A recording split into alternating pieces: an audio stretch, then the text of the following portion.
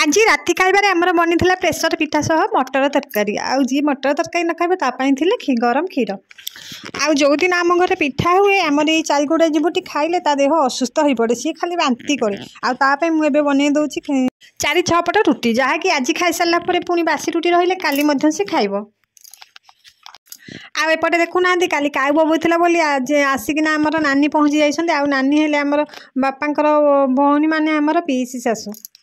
आउ तांकर आमर संपर्क भारी निबिड़ जितेबाला आम जेजी शाशु चली जाइए ना से आम बापा छोटिया छोटिया होता आउ ये नानी नहीं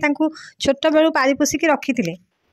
आउ आमर ये नानी आसिले तांकर खातिरदारी आम घर बहुत भल भाव हुए आउ देखुना ये आमर बोहू केमती स्थानटा देदेकि सी केमती तले शोई पड़छंती आउ तांकर बुणाबुणी काम से लगी पड़छंती एबे तो समय 8:30 हो गलानी आउ पिला माने तो किछि किछि खाई पी सारलेनी किंतु मो पुअर फरमाइश थिला मो पाई कर चकुली पिठा मु खाई आउ चकुली पिठा को मटर तरकारी तार तो बहुत फेवराइट आउ कथारे ना चकुली पिठा तो बकुली से तो बुढ़ाकर सतरे सतरे मो पुओ को बुढ़ाठू ही कम नुह मुझे दाई गली एवं चकुली पिठा करने बैगण डेम्फ आनिकी घसी घसी तावे चकुली पिठा 2टा बनईकी नहीं आसिली आउ तापे चकुली पिठा को आउ मटर तरकारी बाड़ी देली सी ए खाइला बसिकी तार कुरकुरी 2टा नहले न चले कुरकुरी हो मिक्सचर हो तार कुरकुरिया टिके दरकार खाइबारे तापर मुझे खाइबापी आम घर एकुटिया मुही थी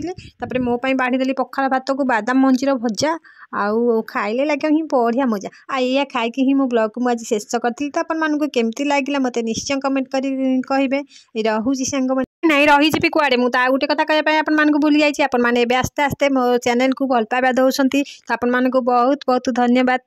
रोचे नमस्कार जय जगन्नाथ तो आपण मैंने मो चैनल को जब सब्सक्राइब करना सब्सक्राइब कर दिंतु आउ ता पाखर बेल बटन को टिके दबाई दिंतु रोचे नमस्कार।